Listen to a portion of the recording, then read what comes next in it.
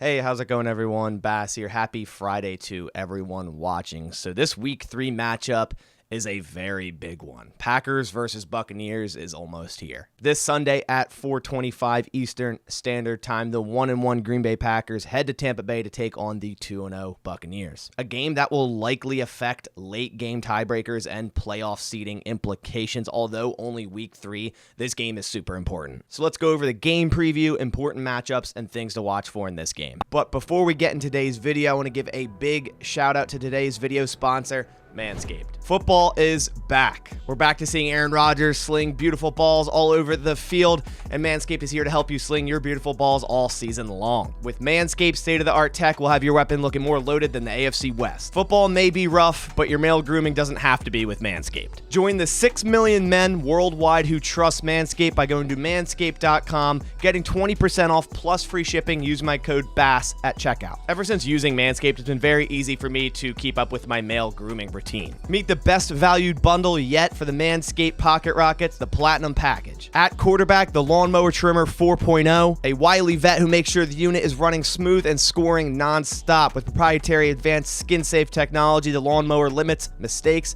and protects the ball, just like Aaron Rodgers and his 4.8 touchdown to interception ratio.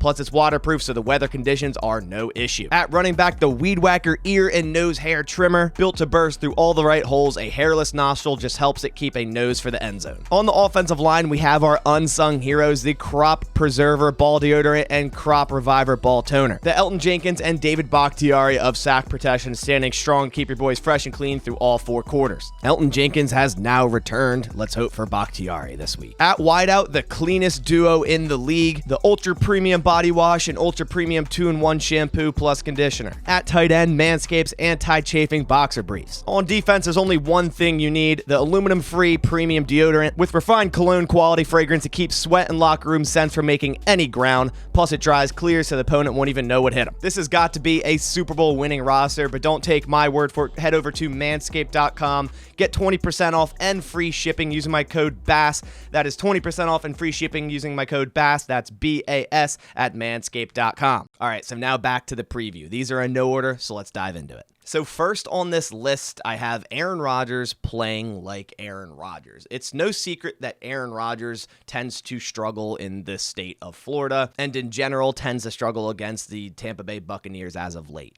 Had a 0 touchdown and 2 interception loss in Tampa Bay in 2020. Then, of course, last year, week 1 was supposed to be in New Orleans, got moved to Jacksonville in Florida there, and Aaron Rodgers had another 0 touchdown, 2 interception loss. So Aaron Rodgers, over his career, just hasn't played too well in the state of Florida. Aaron Rodgers is going to have to come out swinging here to get a win in Tampa Bay, which may be even harder with all the wide receiver injuries we are seeing this week, which we'll get to in a bit here. But we definitely cannot have the low-energy Aaron Rodgers we see in some games. He's going to have to trust his wide receivers, whoever they may be in this game, and trust his offensive line to block and go with the game plan and trust in himself. And speaking of offensive line, that brings me to my next point. This offensive line this game is going to have their work cut out for them. Luckily, Elton Jenkins did return last week, and we'll see exactly what happens with David Bakhtiari. But the Buccaneers, through 2 games, have a whopping 39 pressures and 11 sacks, and Devin White himself has 3 sacks. The deadly duo of Levante David and Devin White has always given Green Bay some issues. That duo of linebackers there, super deadly, blow-up plays all the time. These Packers offensive linemen need to have a great game to boost the run game like we saw last week, and then, of course, protect 12. The Buccaneers' whole front 7 is deadly. Vita Vea, Shaq Barrett, Joe Tryon, and although Akeem Hicks is likely out for this game, but every time the Bears were going to play the Packers, Akeem Hicks was always on the injury report and out for that game. So I don't know. Maybe he just doesn't like playing the Packers. Like I said, Elton Jenkins is back. We saw him last week. Wasn't a crazy good game from Elton Jenkins. Obviously, just coming 10 months off a torn ACL, you don't expect him to jump right in and be his former self. He's got to knock some of that rust off. So I'm hoping that's what happened in the Chicago game, and we're going to see prime Elton Jenkins this week because it's more important now than ever for prime Elton Jenkins to show up at that right tackle spot. Like I said, we'll see what happens with David Bakhtiari. We saw him limited practice yesterday. We'll see exactly how he practices today. That'll be a big tell whether or not we're even going to have a chance to see David Bakhtiari this Sunday. If he's a full participant today in today's Friday practice, I think David Bakhtiari does play Sunday. But if he's limited, I say he's questionable again, and again, doesn't play. And Josh Nijman, again, will be left tackle, which he's been playing great as well. So I really don't have any worries there. But overall, this offensive line is going to have a great game. John Runyon's been playing well. Josh Myers has been playing well. That right guard is still a big question mark with Royce Newman, Jake Hansen week 1. I think they should just throw Zach Tom in there. I think that dude is a beast, but they're not going to do that until they absolutely have to. But overall, the Packers are going to need a great game for whoever is on the offensive line to win this one. Next up, I have which wide receivers will step up. As I said earlier, there are a lot of wide receivers on the injury report, and honestly, this goes for both teams here. Both teams have an absurd amount of injury at wide receiver this week on their team. For Green Bay, Randall Cobb, Allen Lazard, Christian Watson, and Sammy Watkins all didn't practice yesterday. Christian Watson, Sammy Watkins both with a hamstring injury, Randall Cobb with an illness, so he'll likely be ready to go Sunday, and then Allen Lazard with that lingering ankle issue. I think he will play as well, but I think we could be without one of Watson or Watkins for this game. For Tampa Bay, Chris Godwin, Julio Jones didn't practice yesterday, Brashad Perriman and Russell Gage were limited, and Scotty Miller was also on the injury report, and then of course Mike Evans being suspended for this game as well. Both teams are extremely thin at wide receiver and could be extremely thin for this game. It might just end up coming down to Romeo Doubs, Juwan Winfrey, Samori Toure, and Amari Rodgers for Green Bay,